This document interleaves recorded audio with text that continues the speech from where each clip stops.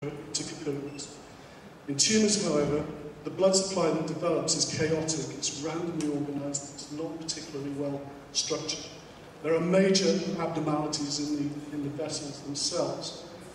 One of them is that you do get leakiness in the vessels, okay, so large proteins and even cells can get out of the vessels themselves. You'll have occlusions, so blockages in the system. You will have an arteriovenous shunt. This is where an arteriole and a venule link together and effectively short-circuit the blood supply. And you also get blind ends. These are responding to angiogenic signals, but they haven't linked up with an adjacent vessel to form a tube. The blood that's in those vessels there is therefore stagnant, it's not moving around.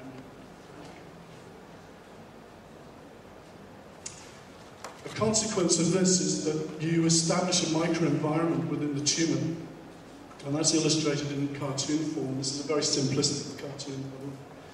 In the middle here, you've got your central blood vessel. The cells that reside close to that blood vessel are quite happy in that they're getting the nutrients they need to grow. They're also getting rid of the waste products of central metabolism. So these are growing, these are in an ideal environment. But cells that reside some distance away from the vessel now are existing in a stressed environment.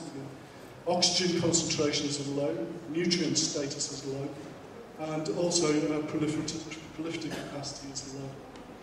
In addition to that, you've got a whole host of biochemical changes here and adaptations to that stressful environment, many of which will influence response directly. So you do get this microenvironment in tumours, and this is a histology section now of an experimental model. You won't see this in human tumours, but this is an ideal situation with a HCT116 colorectal xenograft, where you have a central blood vessel here, and this is the core of viable tissue around that vessel. And right on the periphery here is the sea of necrosis, where survival has, where cells have died. Now, the consequence of this is the chemotherapy is quite significant. Most of the anti-cancer drugs that we have right now work, or the classical anti-cancer drugs work by attacking dividing cells. So these cells are going to be close to these vessels. These cells here are going to be resistant because they're generally not proliferating. In addition to this, many drugs that we have will work by generating oxygen-free radicals, so the presence of oxygen is important in the mechanism of action.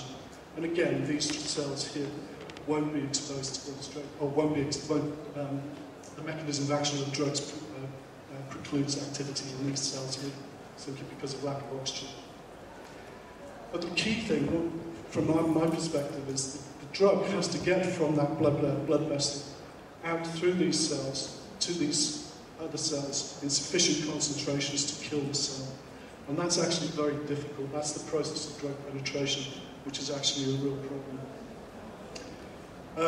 I've more or less talked through that slide, so I'll skip that. Okay, moving on now to the experimental systems that we use to analyze drug penetration. This is an in vitro system that we use, and the apparatus is shown here. This is one well of a 24-well plate, into which you insert a plastic insert called a transwell insert. There's a microporous membrane here upon which you can grow cells. You can grow them to various thicknesses, and that's shown in these histology slides here. So you can just about see the membrane in all of these sections here, and the stack of cells in the growing on the membranes. You can vary the thickness of those by just simply increasing the exposure, the incubation time period. Now, in the apparatus, you've got two chambers. You've got an upper chamber here and a lower chamber, both filled with medium. To assess drug penetration, you simply add the drug to the top chamber and measure what comes through in the bottom chamber as a function of time. And you can use chromatographic techniques to do that. And this is some of the data output that you get coming out of the system. This is with the drug doxorubicin, which is well known to have drug penetration barriers associated with it. So you've got drug concentration on this axis versus time here. This first curve here is just the control. This is the membrane alone, no cells on it. And the drug comes through relatively quickly.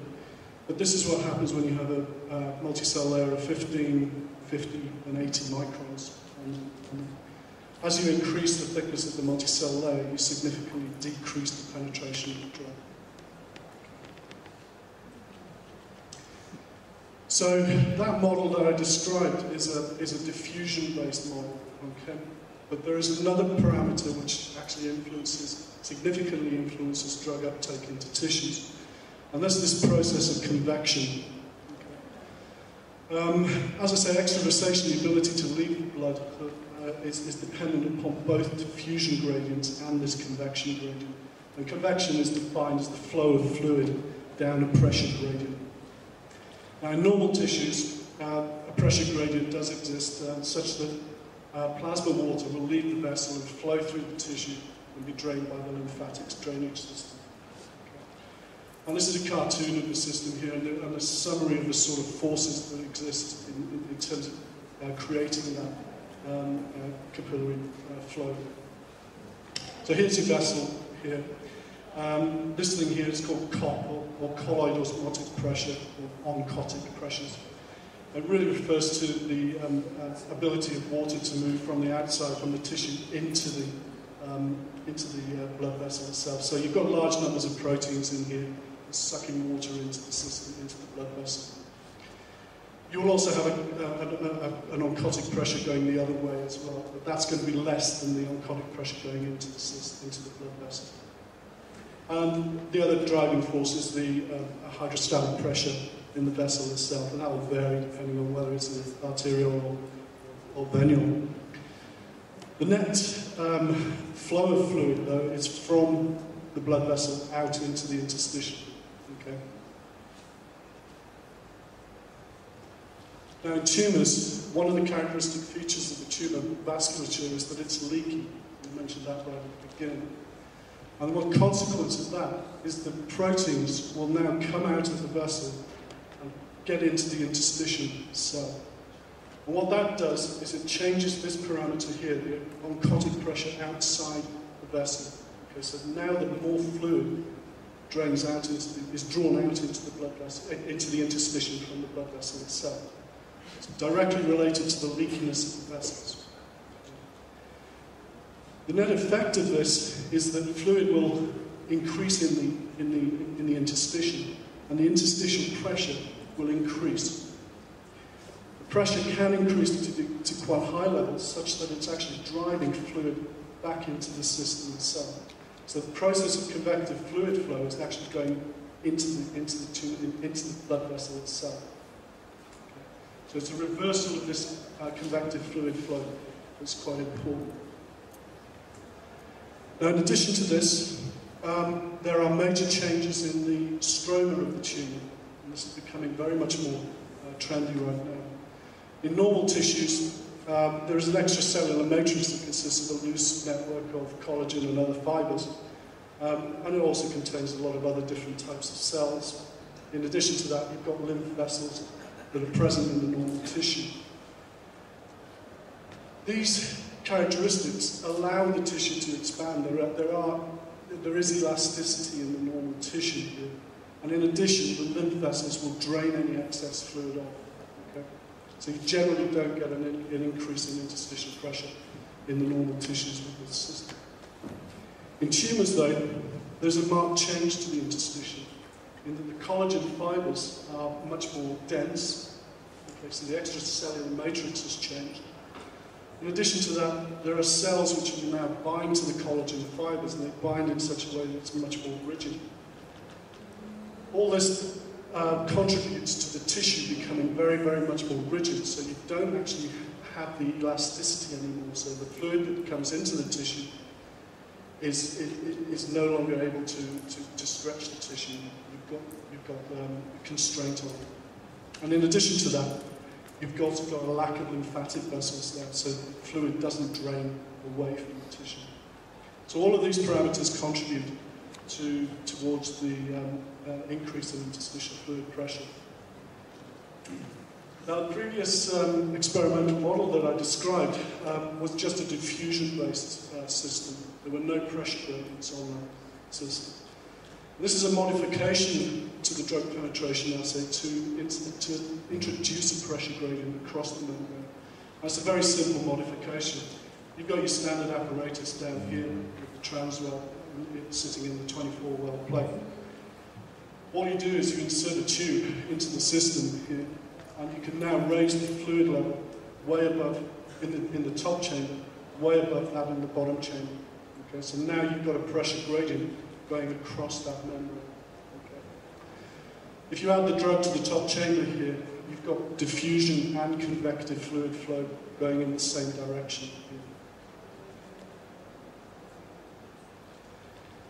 This is a graph now of the convective fluid flow that you get with such an apparatus here. So all we do to measure convective fluid flow is just simply weigh the bottom chamber as a function of time. And that gives us a rate in terms of mils per minute. So when we apply a pressure gradient equivalent to 28 millimeters of mercury, we get these convective fluid flows here as a function of thickness of the multi-cell layer. So for very thin layers, 1 or 2 cells thick, you get a pretty good convective fluid flow, around about 0.2 mils per minute. But you can totally block that convective fluid flow with a multi-cell layer of around about 50 microns thick.